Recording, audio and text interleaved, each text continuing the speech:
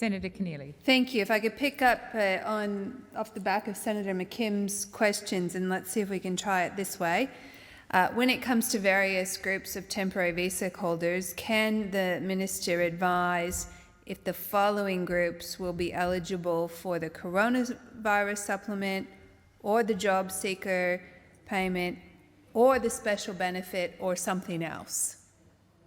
So let me try it this way. Working holiday makers and seasonal worker program and the Pacific Labour Scheme. Those temporary visa holders, will they be eligible for corona supplement, job seeker payments, special benefit, or something else? And if it's something else, do you have something else in mind? Minister Ruston. Senator Keneally, the provisions that are in the regulation that are before us provide broad powers so that we can monitor the situation as it moves forward.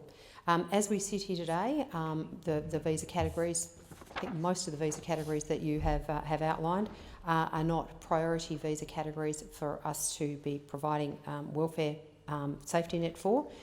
However, in the technical sense, the regulation that is before you provides the power to do so if circumstances change in the future.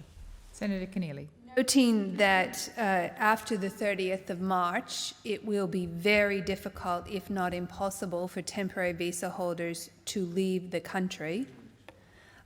They will be, many of them, without income because their jobs in hospitality and in other areas will be lost. They will be forced to either seek work or keep seeking work. They will lack the capacity to self-isolate if they are directed, unless that they can access some form of support. So I, one, encourage the government to consider what steps it's going to take after the 30th of March for those people who essentially will be trapped in Australian borders, unable to leave the country. My other question, similar to the one I have just asked, can the Minister advise if temporary protection visa holders and safe haven enterprise visa holders will be eligible for the coronavirus supplement, the job seeker payment, special benefit, or some other kind of support? Minister Ruston. Thank you very much, Senator Keneally. Well, the answer is exactly the same as the answer to the previous question. The capacity exists because we're seeking to build flexibility into going forward so that we can continue to monitor the situation. I am not making any announcements tonight about what is in and what's out in relation to temporary visa holders, but we have given you the advice of what the changes that we're intending to make immediately. Senator Cormann outlined that when he spoke to his amendment in the first place. But I reiterate, the capacity exists by this regulation that we are able to be quick and flexible in making changes if the situation changes such that we should choose to do so. Senator Keneally. I thank the Minister for that answer. It does provide some clarity.